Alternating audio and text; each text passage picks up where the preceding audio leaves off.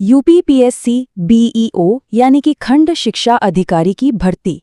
इसका इंतजार ना अब काफी लंबा होता जा रहा है और सबके मन में बस एक ही सवाल घूम रहा है कि आखिर हो क्या रहा है।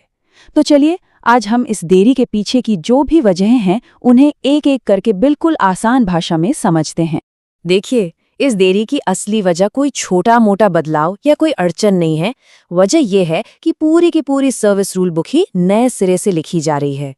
हुआ यह है कि नियमों में कुछ बदलाव का एक प्रस्ताव गया था जिसे सरकार ने मंजूरी नहीं दी और अब पूरी प्रक्रिया समझ लीजिए कि जीरो से शुरू हो गई है। तो आखिर हुआ क्या? असल में ये जो देरी है ना, ये एक बहुत बड़े फैसले की वजह से हो रही है। सरकार ने सिर्फ कुछ संशोधनों से मना नहीं किया, बल्कि ये कह दिया कि पूरी की पूरी व्यवस्था ही बदल दो। कहानी में सबसे बड़ा मोड़ तब आया जब शिक्षा निदेशालय ने एक संशोधन का प्रस्ताव भेजा और उस पर सरकार ने साफ साफ कह दिया, पुरानी नियमावली में संशोधन करने की जरूरत नहीं है, बल्कि पूरी की पूरी नई नियमावली बनाइए। बस इसी एक लाइन ने पूरी भर्ती प्रक्रिया पर ब्रेक लगा दिया। तो पूरी प्रक्रिया कुछ इस तरह से चली। सबसे पहले शिक्षा निदेशालय ने प्रस्ताव भेजा, फिर शासन ने उस प्रस्ताव को खारिज कर दिया और उसके बाद ये आदेश दिया कि सब कुछ नए सिरे से बनाओ।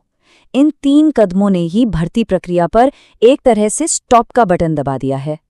चलिए अब बात करते हैं उस सबसे बड़े सवाल की जो हर उम्मीदवार के मन में है कि आखिर इस पद के लिए आवेदन कौन कर पाएगा, क्योंकि नई नियमावली में सबसे बड़ा पेच शैक्षिक योग्यता को लेकर ही फंसा हुआ है। जो बदलाव का प्रस्ताव था ना, वो कोई छोटा मोटा नहीं था, बहुत बड़ा था। पहले जहां ग्रेजुएशन के साथ बीएड की डिग्री चाहिए होती थी, नए प्रस्ताव में कहा गया कि सिर्फ पोस्ट ग्रेजुएशन वाले ही अप्लाई कर पाएंगे। और इससे भी बड़ा बदलाव था समकक्षता को हटाने का प्रस्ताव। इस एक बदलाव का असर हजारों उम्मीदवारों पर पड़ सकता था। अब देखिए, समकक्षता हटाने का मतलब क्या होता? इसका सीधा सा मतलब था कि जिन लोगों के पास एलटी डिप्लोमा या बीटीसी जैसी डिग्रियां थीं, वो शायद इस रेस से ही बाहर हो जाते। इसी वजह से हजारों उम्मीदवारों में ये डर बैठ गया कि क्या वो भविष्य में इस पद के लिए योग्य भी रहेंगे या नहीं। बात सिर्फ योग्यता पर ही नहीं रुकी, एक और बड़ा सवाल खड़ा हुआ था भर्ती के तरीके को लेकर।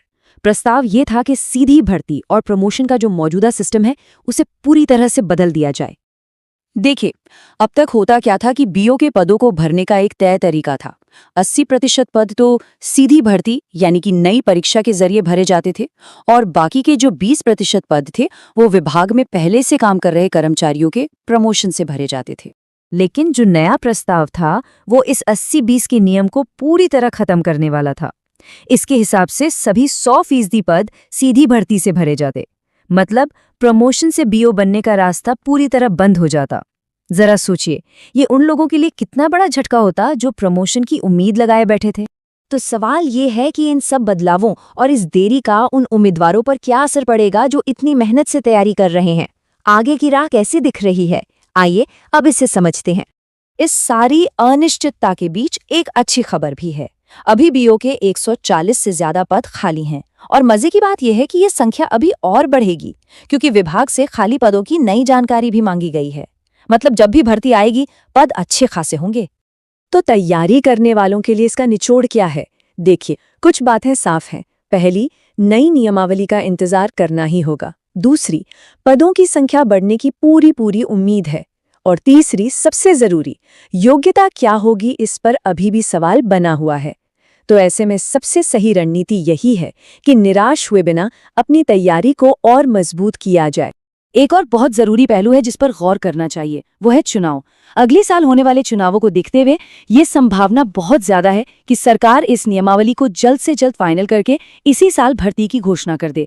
तो हाँ, देरी जरूर हुई है पर उम्मीद अभी भी कायम है।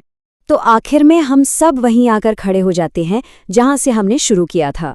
जब नई नियमावली आएगी तो उसमें योग्यता की शर्त क्या होगी? क्या पुराना वाला ग्रेजुएशन प्लस बीएड का नियम ही बना रहेगा या फिर पोस्ट ग्रेजुएशन की शर्त हजारों उम्मीदवारों का पूरा समीकरण ही बदल देगी?